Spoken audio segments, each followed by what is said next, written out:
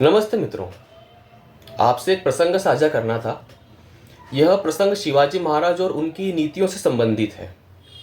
तो प्रसंग शुरू होता है गोवा से, जहां पुर्तगालियों ने अपना अधिकार जमा रखा था। और सिर्फ अधिकार ही नहीं जमाया था, वो हिंदुओं का बलपूर्वक मतांतरण भी कर रहे थे। और मतांतरण भी ऐसा कि उन्होंने गोवा को अत्याचार की प्रयोगशाला बना दिया था।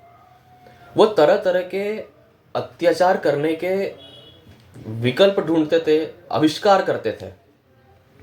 तो स्थिति हिंदुओं की ऐसी हो गई थी कि जो हिंदू ईसाई बनने से मना कर देता था, उसके हाथ काट दिए जाते थे या उसके शरीर को चीर दिया जाता था। वहीं जो हिंदू महिलाएं ईसाई बनने से मना कर देती थी, उनके स्तन ये ईसाई मिशनरियों के फादर काट देते थे। एक लाइन में समझे तो हिंदुओं की स्थिति दयनीय हो गई थी। उन्हें भीख पे, दया भाव पे जीना पड़ रहा था। और जब पूरा गोवा ही ईसाई मिशनरियों के इस अत्याचार से जूझ रहा था, तो ये उसी में एक क्षेत्र था बरडेस। तो 11 सितंबर 1667 में बरडेस में ईसाई मिशनरियों ने एक सर्कुलर निकाला। उसमें लिखा था कि जो भी बरडेस में रहना चाहता है, उसे या तो ईसाई मत अपनाना पड़ेगा या उसे बरडेस छोड़कर जाना पड़ेगा।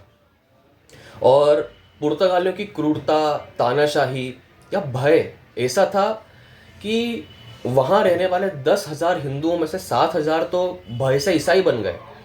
और जो स्वाभिमानी 3,000 हिंदू बचे थे, जिन्होंने धर्म को चुना, उन्हें वहाँ से पलायन करना पड़ा। जब शिवाजी महाराज को इस बात का पता चला तो वे तिलमिला उठे और उन्होंने गोवा के ईसाई पुर्तगालियों को सबक सिखाने की योजना भी बनाई। तो 19 नवंबर 1667 को शिवाजी महाराज ने बरडेस पर आक्रमण किया और 3 दिन तक यह आक्रमण चला। तो इसमें ईसाई मिशनरियों ने जो लूटा था लोगों से जो उनका धन लूटा था, वो भी शिवाजी महाराज ने अपने कब्जे में लिया। और उसके बाद में जो वहाँ बलपूर्वक ईसाई मतांतरण करवा रहे थे, ऐसे 4 ईसाई पादरियों के सर काट दिए। तो इस जो हिंदुओं का मतांतरण कर रहे थे और उनका सर काट दिया शिवाजी महाराज ने, तो ये संपूर्ण ईसाई मिशनरियों को एक संदेश था शिवाजी महाराज का कि जो हिंदुओं की संस्कृति का पतन करता है, उसका हश्र क्या होता है, ये देख ले। इसके बाद में पुर्तगालियों में जो ईसाई थे वहाँ के, उनमें शिवाजी महाराज का भय बैठ गया।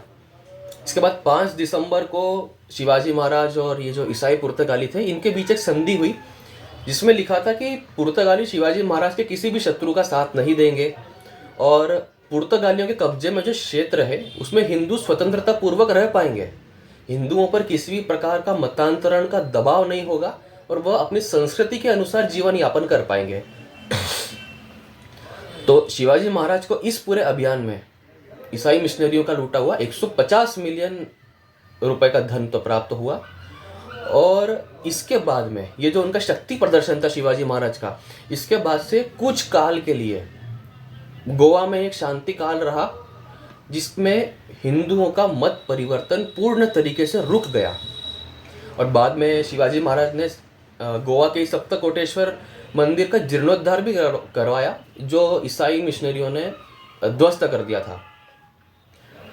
तो ये प्रसंग बताने का उद्देश्य यह है कि कुछ बातों का समाधान बल के बिना नहीं मिलता और कुछ लोग ऐसे हैं जो भय के माध्यम से ही सुधरते हैं।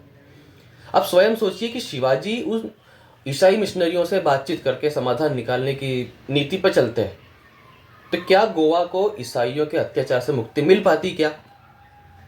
क्योंकि शिवाजी महाराज का जब हम जीवन चरित्र देखें तो वो कूटनीति के प्रकांड विद्वान थे। ये वही शिवाजी है जिन्होंने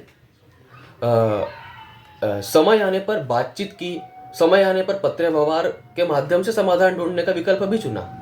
लेकिन वह यह भी जानते थे कि कुछ चीज़ों का इलाज बिना बल के प्रयोग के नहीं होता है। इसलिए उन्होंने हिंदुओं पर अत्याचार कर रहे ईसाई मिशनरियों और पुर्तगालियों पर बल का प्रयोग किया और उनके मन में यह भय भी डाला कि अपनी संस्कृति की रक्षा के लिए हिंदू प्रतिकार करने में भी सक्षम है। आज के परिप्रेक्ष्य में देखें तो आज भी भारत में ईसाई मिशनरियां प्रलोभन और अनेक षड्यंत्रकारी तरीकों से हिंदुओं का मतांतरण करने में जुड़ी हुई है। और उनके जो थोपे हुए फादर हैं, उनके जो थोपे हुए पादरी हैं, आज भी भारत की संस्कृति के लिए दीमक हैं। आज उन लोगों के कारण जो मतांतरण है वो एक राष्ट्रीय समस्या बन गया है और हिंदुओं के अस्तित्व का सवाल भी बन गया है। लेकिन बात यह है कि आज अपने इतिहास के अध्यायों से न सीखकर मात्र बातचीत और सहिष्णुता का ढोल पीटकर ही समाधान निकालने का विकल्प चुना जा रहा है।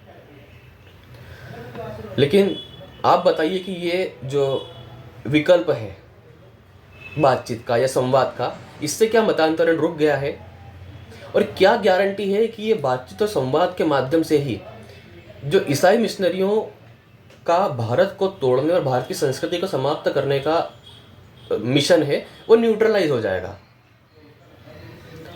आपको ज्ञात होगा कि अभी कुछ समय पहले छत्तीसगढ़ या झारखंड में जो ईसाई मिशनरियां थी, वहाँ उनके हस्तक्षेप से वहाँ का जनजातीय समाज परेशान हो गया था। तो उन्होंने वहाँ जो अवैध चर्च हैं उनको ध्वस्त कर दिया था और जो ईसाई मिशनरियों के लोग आते थे उन्हें बलपूर्वक गांव से, अपने क्षेत्र से भगा दिया था।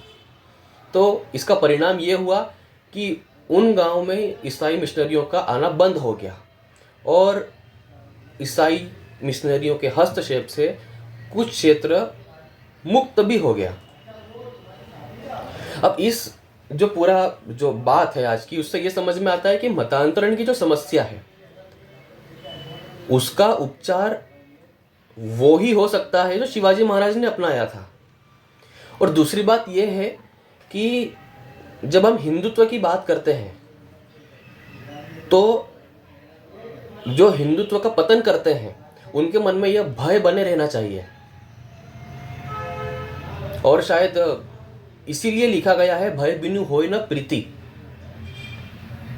तो बस आज की चर्चा में बस इतना ही, आपसे बस यही बात साझा करनी थी। धन्यवाद। जय श्री राम।